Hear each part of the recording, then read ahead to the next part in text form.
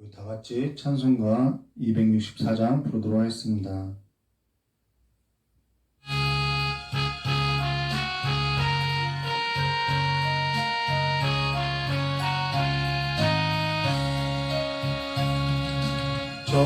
정결하게 하는 셈이 나의 앞에 있도다. 성령께서 권고하시 죄 씻으라 하시네. 찬양하리 찬양하리 죽임당한 어린 양 주께 영광 돌리어라. 우리 죄를 씻어주셨네. 나의 갈 길 굽고 내 뜻대로 안돼도 모든 욕심 다 버리고 주만 따라가겠네. 찬양하리 찬양하리 죽임당한 어린 양 주께 영광 돌리어라. 우리 죄를 씻어주셨네.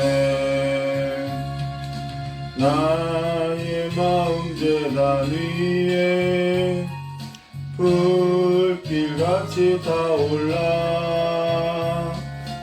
영원토록 찬양하며 주께 영광 돌리네. 찬양하리 찬양하리 죽임당한 어린 양 주께 영광 돌리어라. 우리 죄를 씻어주셨네. 한량없는 주의 은혜 나를 영접하셨네. 내가 지은 모든 죄와 허물 용서하셨네. 찬양하리 찬양하리 죽임당한 어린 양 주께 영광 돌리어라. 우리 죄를 씻어주셨네. 성부 하나님께 영광 성자 예수께 영광 성령님께 또한 영광 모두 돌려드리세. 찬양하리 찬양하리 주가 우리 죄를 씻어주셨네.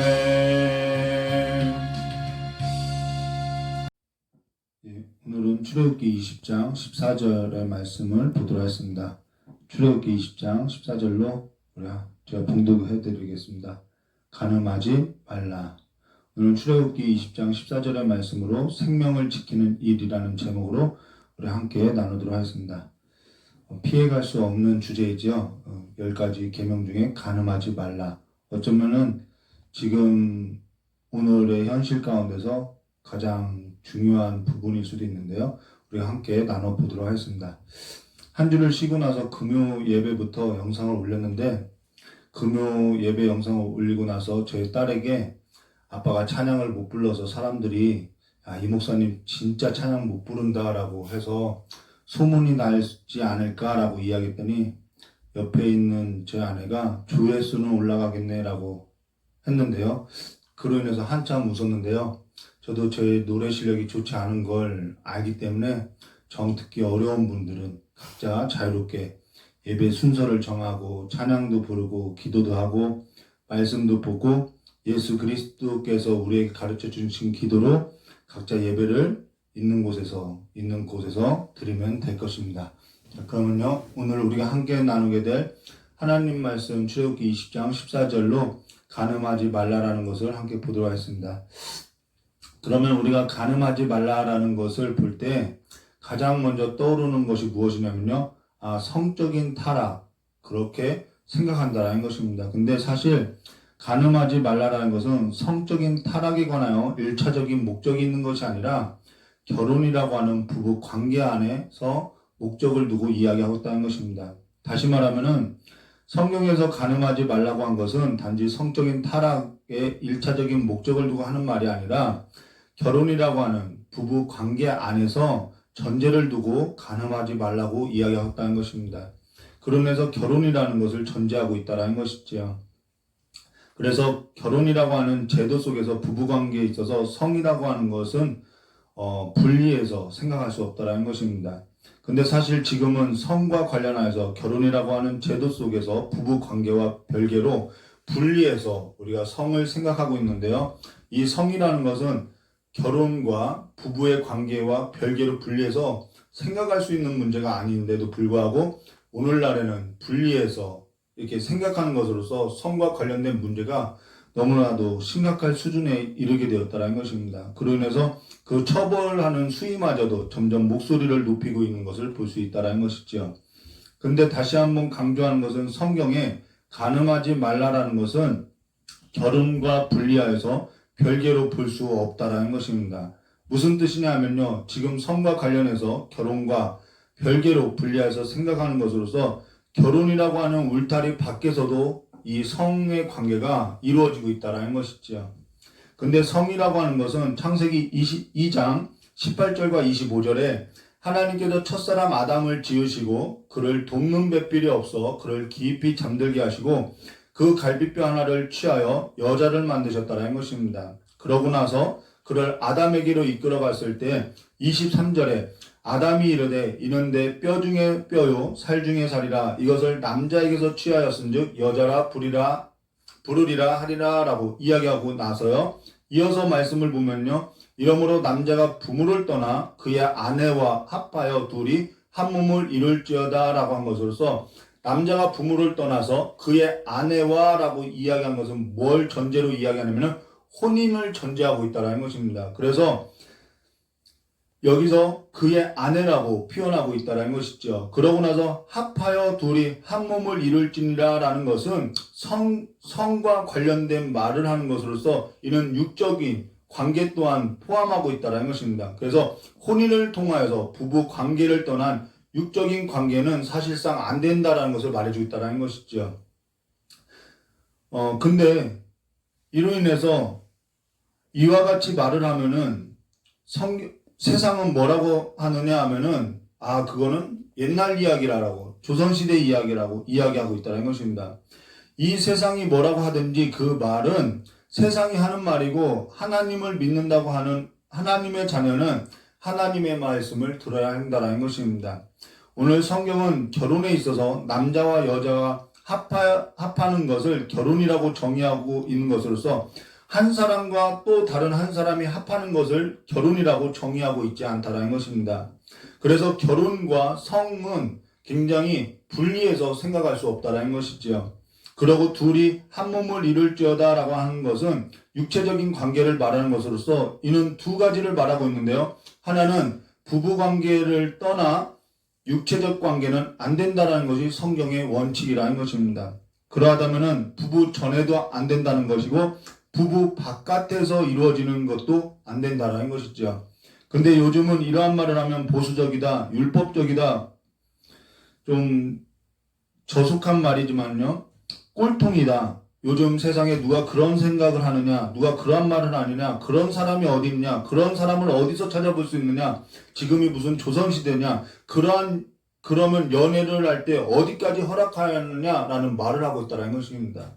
어디까지 스킨십을 해야 하느냐, 그러한 것까지도 오늘날은 이야기해야 한다는 것이죠. 근데 우리가 한 가지 알아야 할 것은 하나님의 말씀을 들을 것도 아닌데, 하나님을 예배할 것도 아닌데 하나님을 왜 믿느냐라고 우리는 한번 생각해 보아야 한다는 것이죠. 우리가 하나님을 믿고 있다고 하는데 하나님의 말씀도 듣지 않고 세상의 가치로서 세상의 말을 들을 것 같으면은 우리가 하나님의 말씀도 듣지도 않을 것이고 하나님을 예배할 것도 아니고 하나님을 믿는다고 할 그럴 이유가 어디 있겠냐는 거죠. 하나님의 말씀도 들을 것도 아니고 예배할 것도 아닌데 왜 믿는다고 하나님을 예배한다고 말하고 있냐는 거예요. 성경 로마서 12장 1절과 2절은 이렇게 말씀하였지요. 그러므로 형제들아 내가 하나님의 모든 자비하심으로 너희를 권하노니 너희 몸을 하나님이 기뻐하시고 거룩한 산제물로 드리라. 이는 너희가 드릴 영적 예배니라.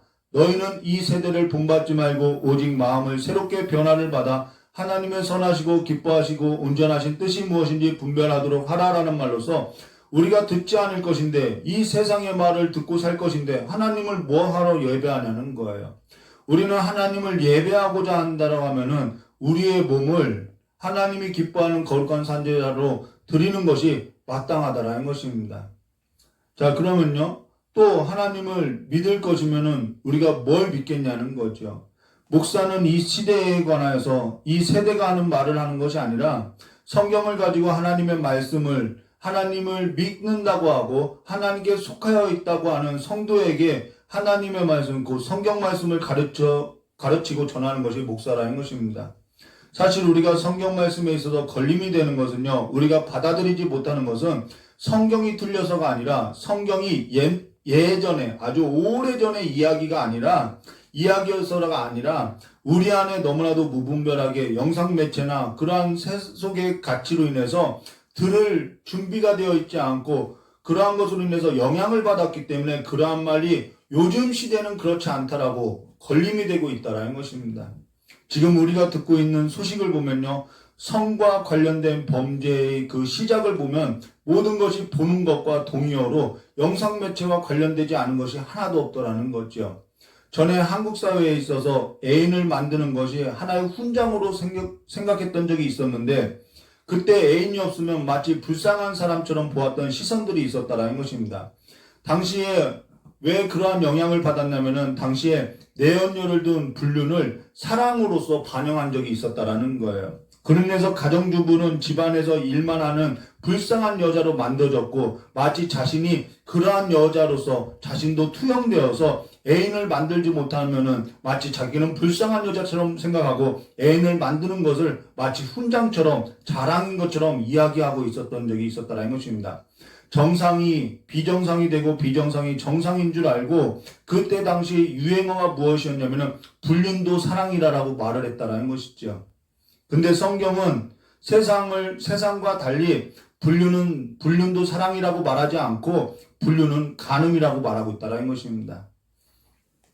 금요 예배 설교 때에도 한 말로 듣는 것과 동의어가 무엇이냐면요. 속하다라는 것으로서 내가 듣고 말하는 것이 곧 나의 신분을 말해주고 있고 나의 소속을 말해주고 있다는 것입니다.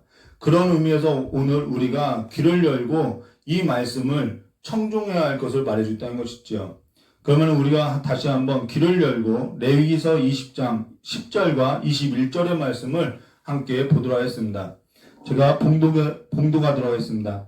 누구든지 남의 아내와 간음하는 자는 곧 그의 아내 이웃의 아내와 간음하는 자는 그 간부와 음부를 반드시 죽일지니라. 여기서 남의 아내와 간음한 자는 반드시 죽이라고 이야기했다는 것이죠. 그러고 나서 또 누구든지 그의 아버지의 아내와 동침하는 자는 그의 아버지의 하체를 범하였은즉 둘 다 반드시 죽일지니 그들의 피가 자기들에게로 돌아가리라 라고 말하고 있다는 것입니다. 여기서 그의 아버지의 아내라고 이야기한 것은 어머니를 말하는데 아버지가 재혼할 경우는 그 자녀가 어머니가 아니라 그의 아버지의 아내까지도 포함하고 있다는 것입니다. 근데 성경은 그의 아버지의 하체를 범한 노아 때에도 있었고요. 야곱의 때에도 있었고 고린도 교회 가운데서도 이 일은 있었다는 것이죠. 그러고 나서 또 누구든지 그의 며느리와 동침하거든 둘 다 반드시 죽일지니 그들이 가증한 일을 행하였습니다. 그들의 피가 자기에게로 돌아가리라. 누구든지 여인과 동침하듯이 남자와 동침하면 둘 다 가증한 일을 행하였은즉 반드시 죽일지니 자기의 피가 자기에게로 돌아가리라 라는 것으로서 지금 이 법은 동성애를 말하고 있죠. 근데 이것이 법안으로 통과되려고 하고 있다라는 것입니다. 또 하나는요.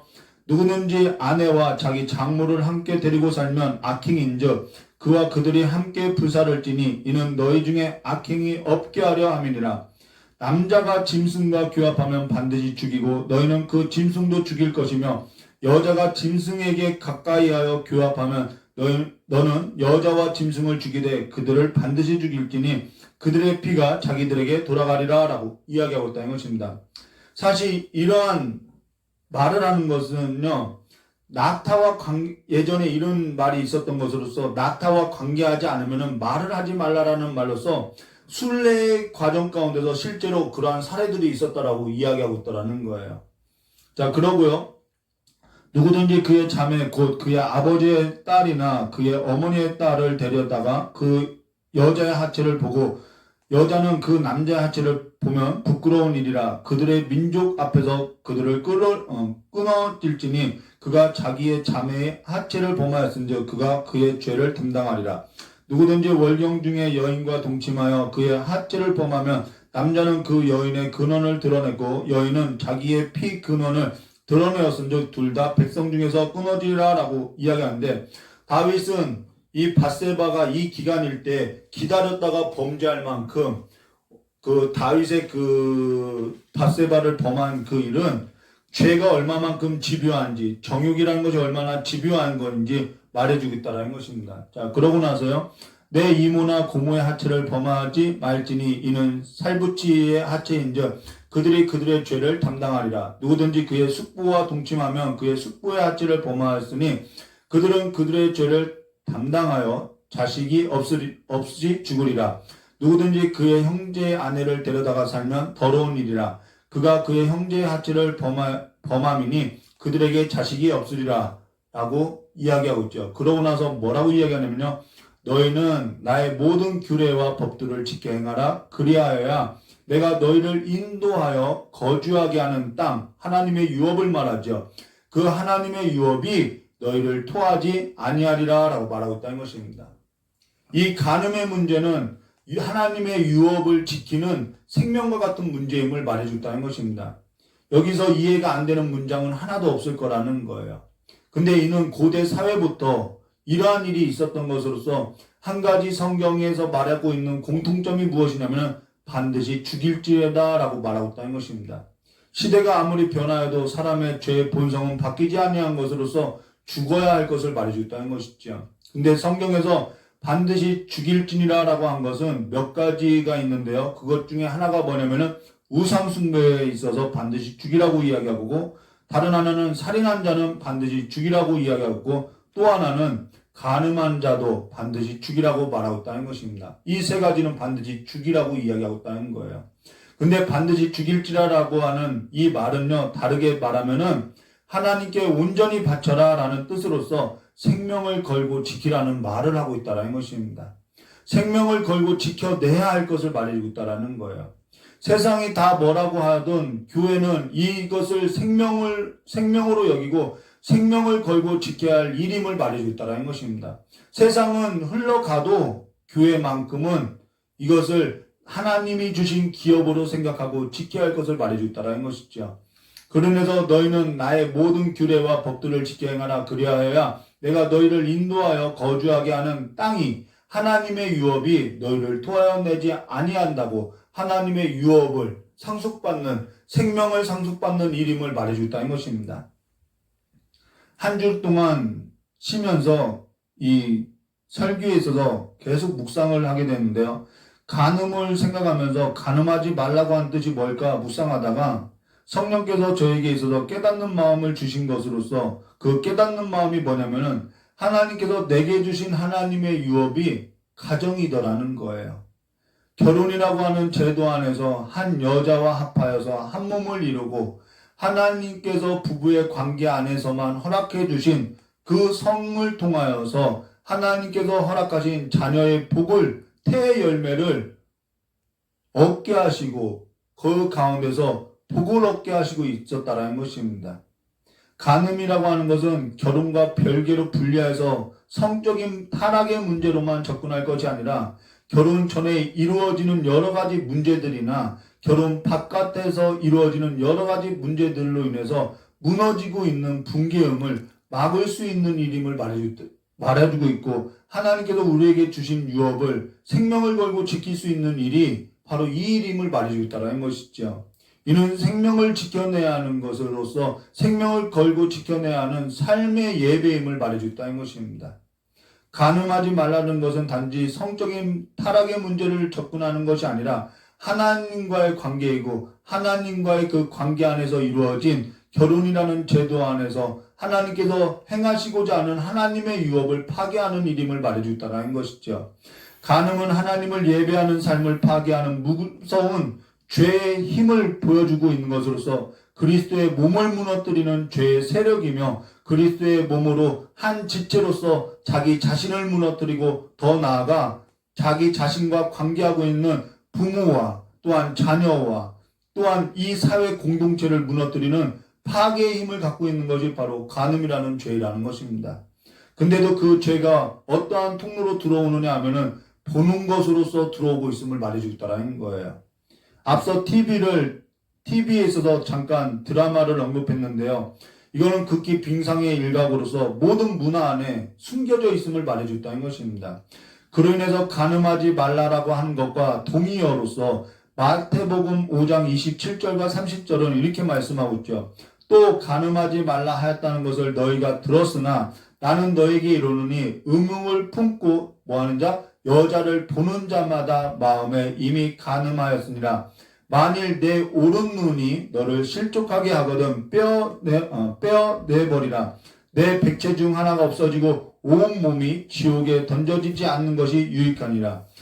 하나님의 유업과 관련이 있죠. 또한 만일 내 오른손이 너를 실족하게 하거든 찍어버리라. 내 백체 중 하나가 없어지고 온 몸이 지옥에 던져지지 않는 것이 유익하니라 라는 말로, 간음이 보는 것으로서 연결되어져 있고, 그 보는 것은 온몸의 지체로서 연결되어져 있고 하나님의 유업으로 연결되어져 있음을 말해줬다는 것입니다.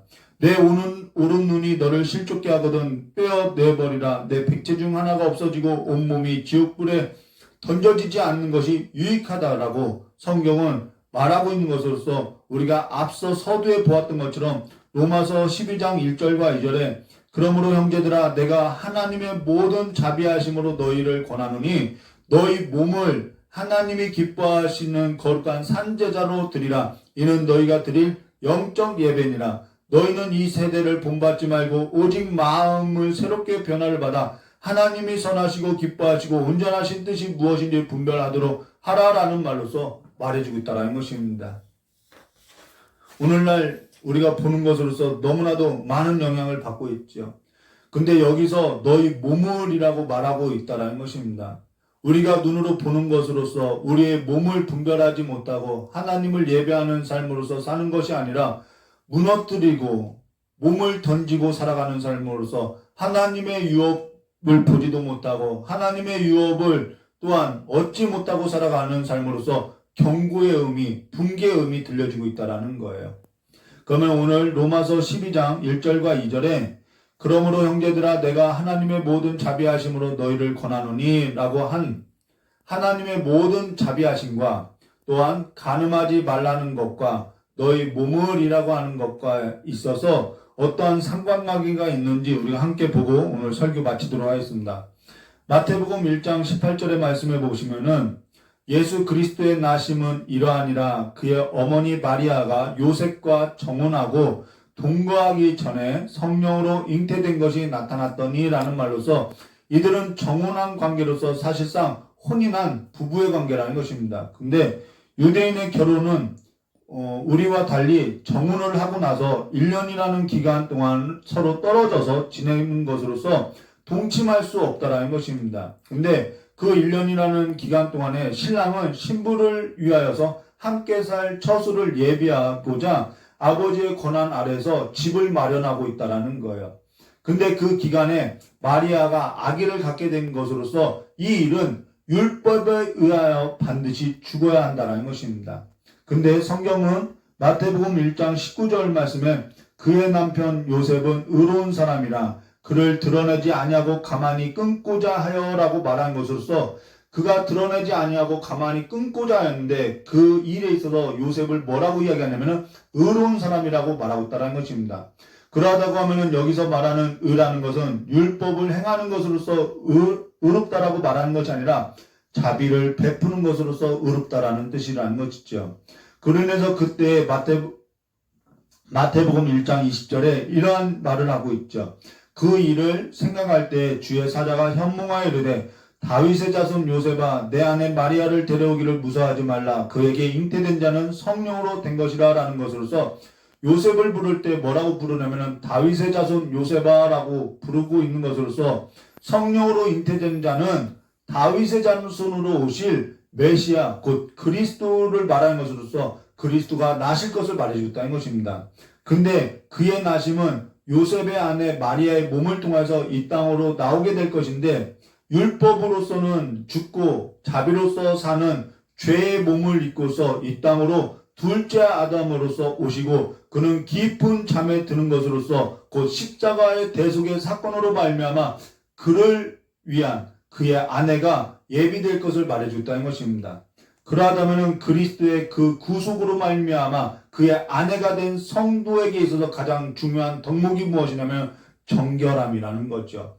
하나님의 모든 자비하심으로 너에게 권하노니 라고 한 그 자비하심은 그냥 다른 것을 말하는 것이 아니라 결혼이라는 제도를 전제하여서 그리스도와 구속함을 받은 그의 아내가 지켜야 할 정결한 덕목을 말해주고 있다는 것입니다. 이 정결함의 덕목이 혼인이라는 제도 속에서 부부의 관계 안에 하나님의 구속의 사랑을 담아내고 그 안에서 가장 중요한 덕목이 무엇인지를 우리에게 교훈하고 나타나는 것으로서 성경은 부부관계 속에서 정결한 삶을 가르치고 보여주고 있다는 것입니다.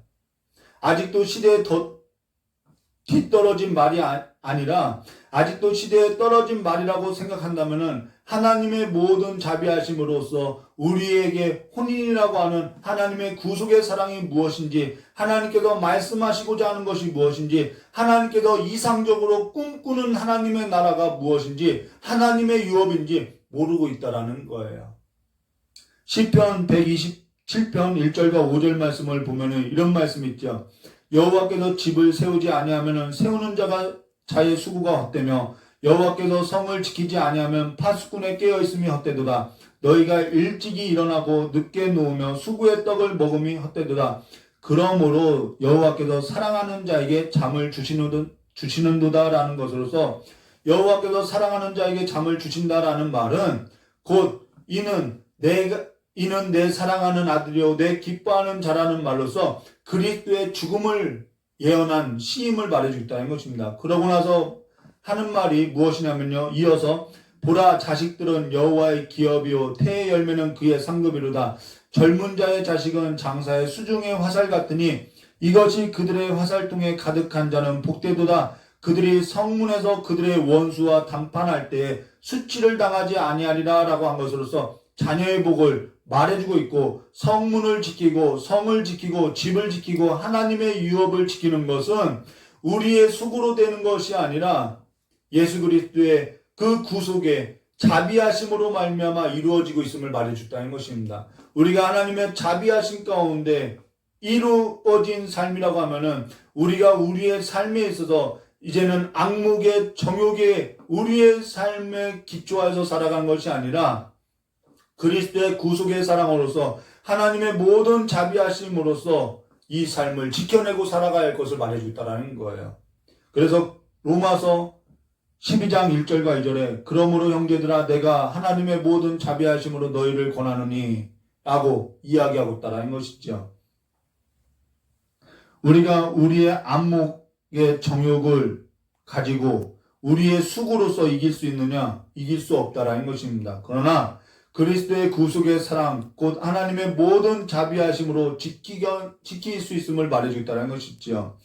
그러나 안목의 적용은 수고로서 이기는 것이 아니라 피하여서 지켜내는 것으로서 이 일은 생명을 걸고 피하여서 지켜내야 할 일임을 말해주고 있다는 것입니다. 우리의 삶에 있어서 정욕에 두지 말고 피하여 그리스도 안에 두고 생명을 지키는 삶에 두고 몸을 지키고 가정을 지키고 가정 안에서 부모와 형제와 아내와 자녀를 모두 지키는 삶으로서 하나님께서 우리에게 주신 유업을 지켜내는 삶을 보고 살아가는 삶이 되시기를 주님의 이름으로 축원합니다. 이 세상 가운데서 하나님께로부터 구속함을 받은 성도의 삶이라는 것은 이 하나님께서 우리에게 주신 유업을 지켜내는 삶으로서 하나님의 나라를, 하나님께서 꿈꾸었던 그 이상적인 나라를 이 땅에서 실현하고 구현하는 삶임을 말해주고 있다는 거예요.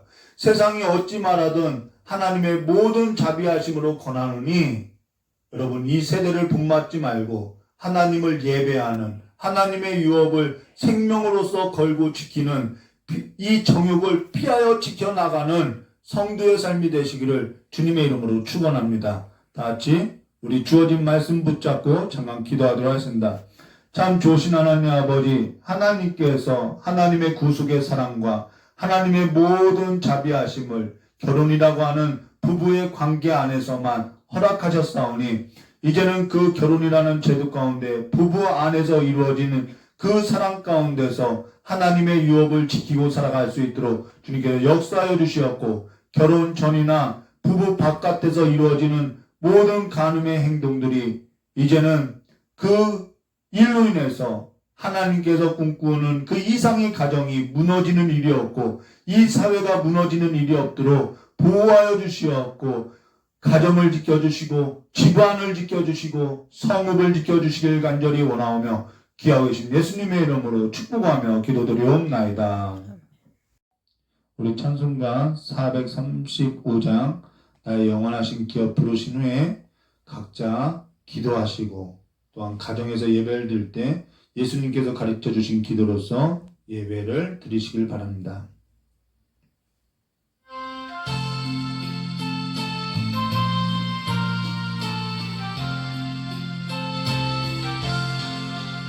나의 영원하신 기업 생명보다 귀하다. 나의 갈 길 나가도록 나와 동행하소서. 주께로 가까이 주께로 가오니 나의 갈 길 나가도록 나와 동행하소서. 세상 부귀한 이람과 모든 명예 버리고 험한 길을 가는 동안 나와 동행하소서. 주께로 가까이 주께로 가오니 나의 갈 길 나가도록 나와 동행하소서.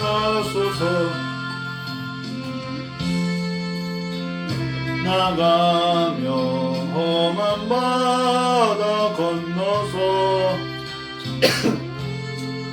내 이르도록 나와 동행하소서. 주께로 가까이 주께로 가오니 나의 갈 길 나가도록 나와 동행하소서. 우리 각자 깨달은 말씀 붙잡고 잠깐 기도하도록 하겠습니다.